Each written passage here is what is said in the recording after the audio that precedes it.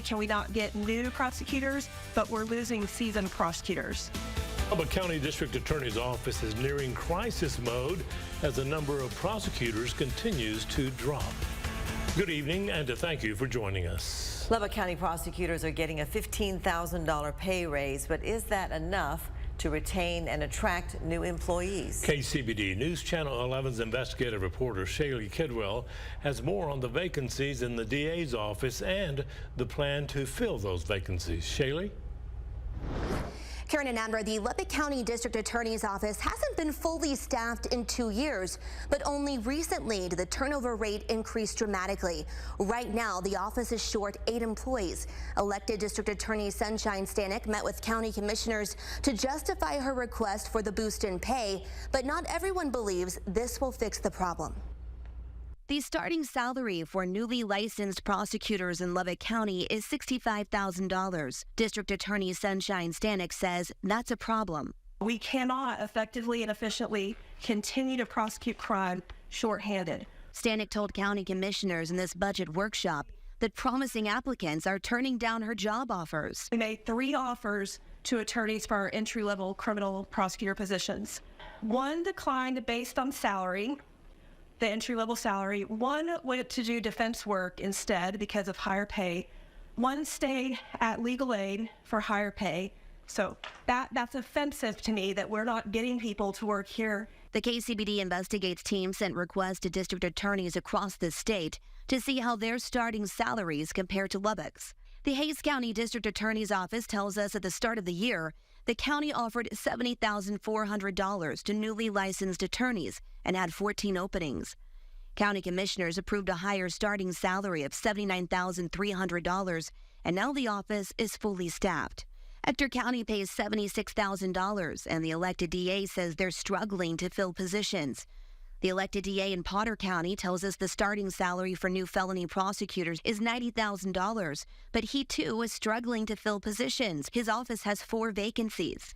Stanek requested a $15,000 raise for prosecutors, which bumps the starting salary to $80,000. We have put a lot of time and energy into coming up with the number that we're asking for.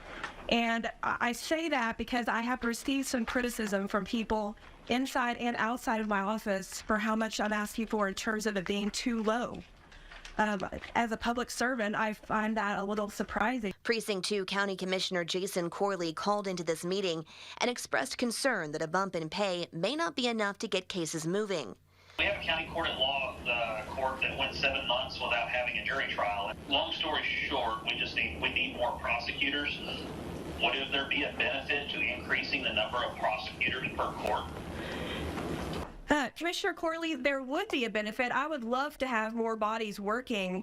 The problem is I have 8 open positions, so I would feel quite silly asking you for more positions when I can't fill my current. We are up against a massive jail expansion out there. That's why I'm asking about increasing the numbers in your office. Will that move more cases? Will that get more people to trial more quickly? So the short answer is yes. In a perfect world, more prosecutors can move more cases, at least on the front end. If we still have the same number of courts, then we still may have a bottleneck. We might have more people working, but we don't have more judges hearing cases. So they're all kind of intertwined. Days later, commissioners met to take an initial vote on the proposed tax rate, which included the requested $15,000 raise for prosecutors, but no funding for Corley's suggested expansion of the DA's office.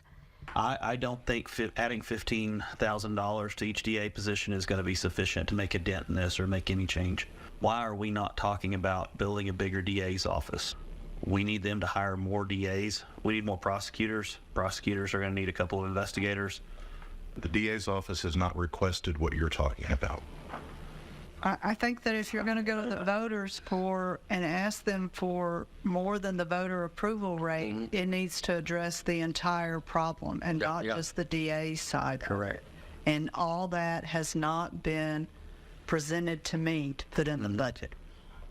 That's right. And Sunshine did sit right here and say that she can't ask for more employees because she has open positions. Right. It's just like jail, like she got her positions that you can't fill that. That's fine.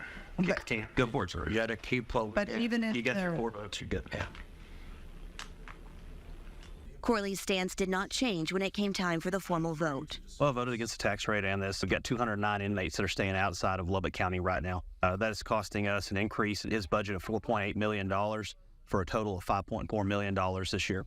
So next year, that out-of-county housing is going to look like 300 people. So we're going to be talking about $7.5 million. That's why I was in favor of spending more, adding $1 million to that budget to increase the number of prosecutors. I'd rather spend $1 million this year and save us $20 million over the next 3 years.